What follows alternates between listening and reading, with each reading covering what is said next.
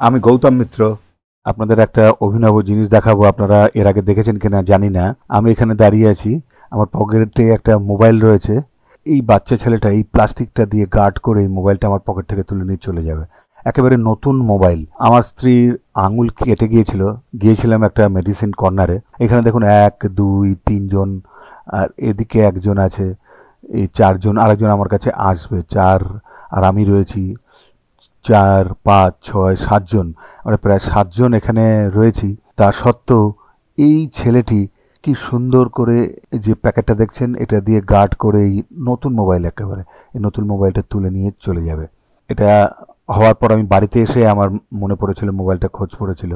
তারপরে আমি দোকানটায় গিয়েছিলাম।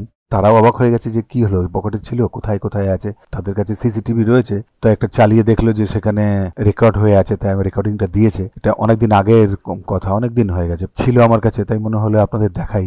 এটা একটা মজাদার।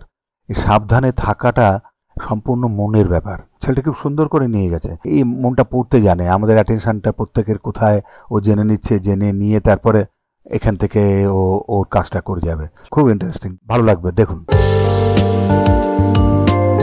এই যে ছেলেটা এসছে, এখন ওই এগুলো পট্টি করবে।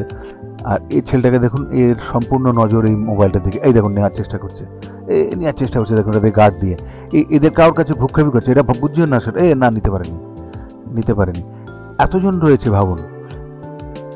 বুঝে গেছে এদের সবার এখন লক্ষ্য এইখানটাতে, যে এসেছে আমাদের কাছে, তার কেটে গেছে আঙুলটা, কি করে তাকে সুস্থ করা যায়।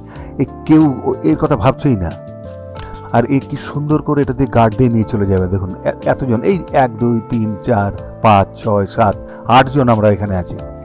8 জন আমরা রয়েছি, তার সত্ত্বেও কাউরই মন এই মোবাইলটার দিকে নেই, শুধুমাত্র ওর। সকলেরই মন কনসেন্ট্রেট হয়ে আছে এখানে। এই দেখুন, একটু দেখুন, এই দেখুন, গার্ড করেছে, যা তুলে ফেলেছে।